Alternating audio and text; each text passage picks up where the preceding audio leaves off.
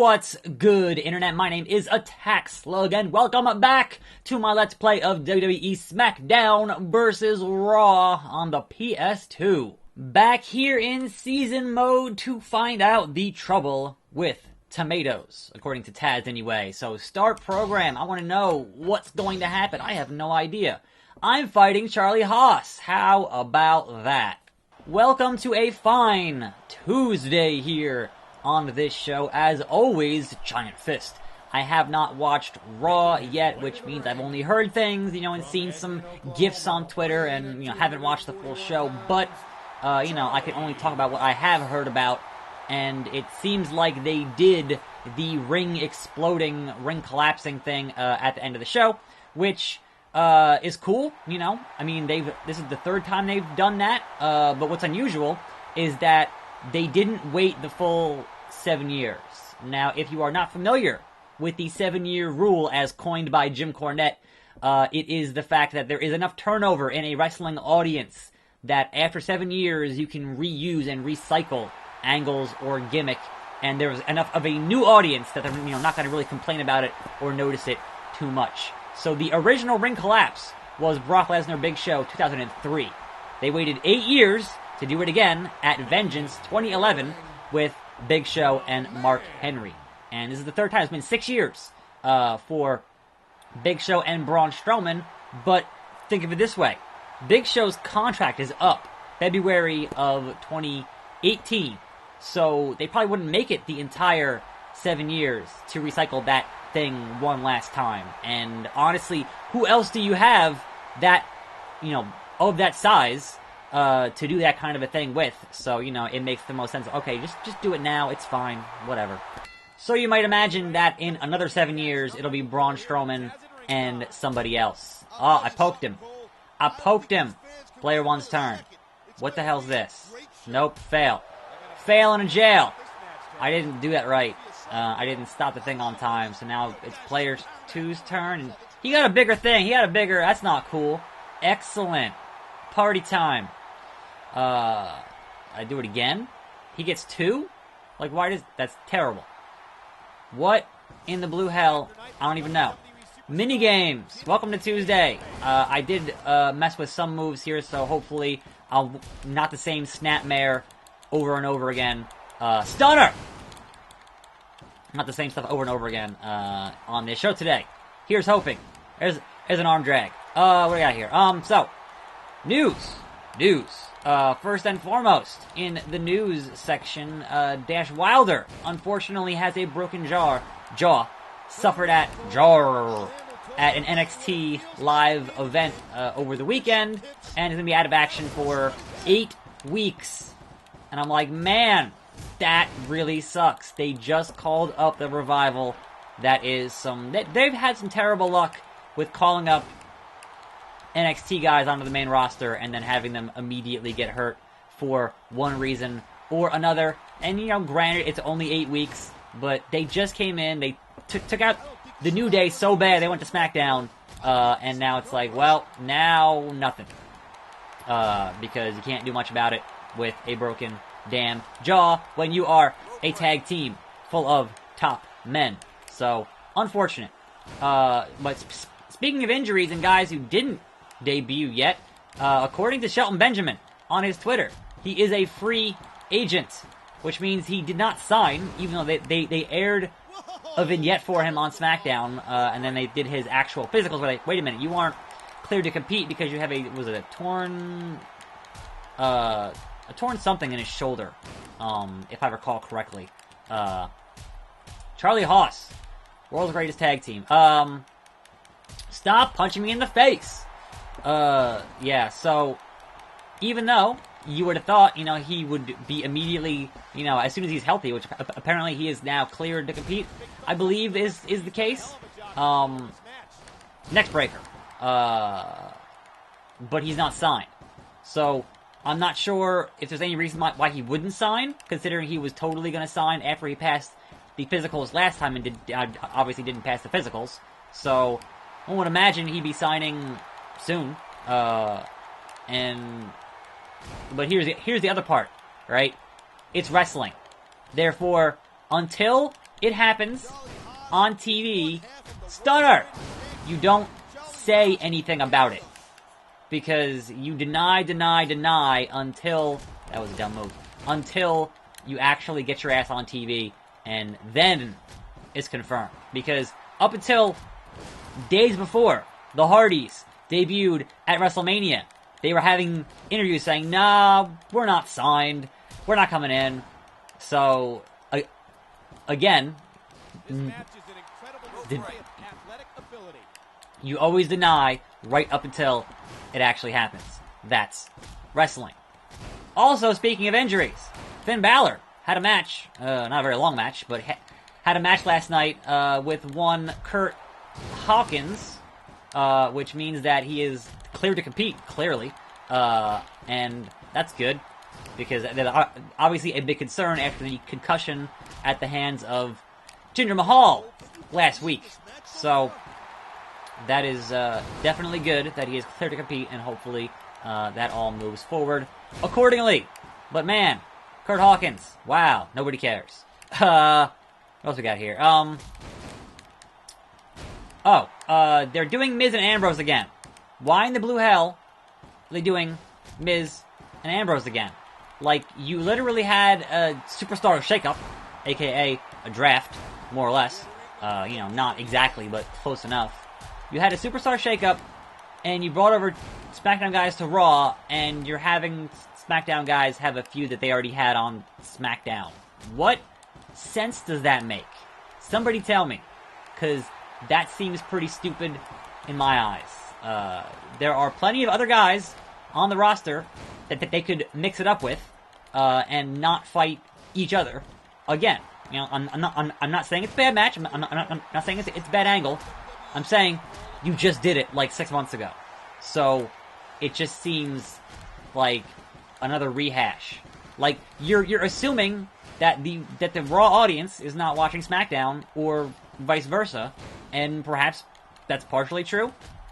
But Hurricane Rana. But a lot of the audience watches both shows, so a lot of the audience is aware that you just did this not that long ago. And also, SmackDown's a better show anyway, so, it's been done better. Not sure that I trust the Raw writers on that one. But, that being said, I don't know. We'll see.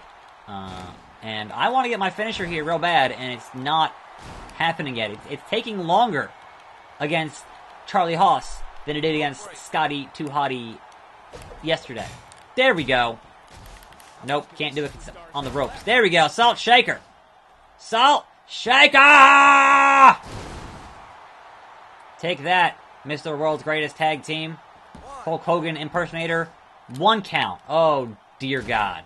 Charlie Haas is going to make me fucking work for it today. Seriously. I'm going to fight the good fight. That didn't. Nope. I'm going to get suplexed. What's going to happen here? Quite possibly lose this match. What the hell? Backslide. Damn right, rope break. F that, Charlie Haas. F that, Charlie Haas. How about you get a powerbomb? It's a nice old, good old-fashioned jackknife powerbomb is what you need, Mr. Haas. Let's see here. Headlock? Sure. Why not? Do I have any other news on my news docket here? I'm going to try to glance at it without, getting my ass kicked. No, it seems like more or less what I had to discuss today. Not a whole lot. Obviously, SmackDown this evening should be interesting as they continue with, their side of the superstar shakeup and whatnot. I'm very curious to see how that pans out. Thankfully, we did not see Roman Reigns on the show last night, which is definitely a smart move. I'm sure we'll see him next week, because you still got to sell Payback, which is, coming up pretty soon, and you're going to want him on, the shows leading up to Payback. I get that. But they'll be like, separated shoulder, and then you're having him on house shows and shit, That to me is the part where it kind of breaks down. Like, I understand that house shows are not canon, but still. But still. Looking for his peeps. Chops. Woo! Woo! What? No one said you could chop back, Charlie Haas. How about another one of those? And taunt you again, because in this game, taunting actually gives you meter. Which, oh, busted him open! Dear God. Wide open. Charlie Haas. Bleeding like a stuck pig. Here we go. Torture rack. Do I just mash the button or what? I forget. Yeah. Give up! Give up! He gave us a torture rack. Sure. I will take that victory. There we go. Another superstar defeated at the hands of the Attack Slug. Now, where is my new manager? Or where is Rene Dupree? Or where is the trouble with tomatoes? That's the question. There's the trouble with tomatoes. As they discuss things backstage. You're staying back here to watch my little Fifi, and that's final. His little Fifi? Was there a dog involved with Rene Dupree, or is he talking about his junk? I'm not really sure. But I'm supposed to be your manager. I can't manage you from back here. I mean, get your cell phone and have some FaceTime set up for the ring, and it'll be fine. Listen, sweetheart. With the way you've been flirting with you-know-who, you can't manage me, period. How am I supposed to focus on my matches when you're running around behind my back? Whoa there. Flirting? Running around? You're paranoid. I think I'm paranoid. Well, you're staying back here or else. Or else. And if anyone says that they saw you talking to anyone at all, there's going to be some very unpleasant consequences for you, sweetheart. Whoa there, Mr. Domestic Violence. Fucking relax yourself, Rene Dupree. Whoa there. Angry eyes. Very angry eyes. Rene Dupree's match is coming up next. Good for him. He's leaving Tori backstage? What's he thinking? Oh, now he's fighting Scotty 2 Hotty. Meanwhile, I'm backstage talking to Tori. I don't know. That's what I'm assuming is the case. And he loses. He loses. And he suffers yet another loss. What the hell happened to the ref there? Wait, why'd the ref bump? I told you should have brought Tori to the ring with him, Cole. Did Scotty 2 Hotty hit the ref? What's going on here? All that made sense. Whoa there! Relax with the coming out of the shower and the towel type. Hey, what are you doing back here? This is the women's locker room. That's not what the sign said. I'm a little lost. I'm sorry. Didn't see you at ringside, so I thought I'd head back here and check up on you. Yeah, real smooth, me. Real smooth. I think you better be careful if Renee finds out you're back here. If only I could trade Rene Dupree for Renee Young, please. Hey now. Listen, just chill out. He's still in the ring. He doesn't have to know. Such a fucking scumbag. Why am I such a scumbag? Hey! Hey! Oh shit, son. How come you're in the women's locker room too? I'm gonna kill you! I swear to God, I'm gonna kill you! Alright, sure. We'll have a match, I suppose. Stop it. You just had a match. You're exhausted.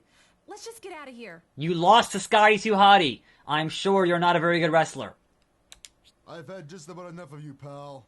Next week I'm gonna show you what happens when you miss with me, my woman, or my dog Fifi. Oh yeah, it is a dog. Okay. I honestly could not remember a goddamn thing about Rene Dupree, so I'm glad it's an actual dog and not his junk.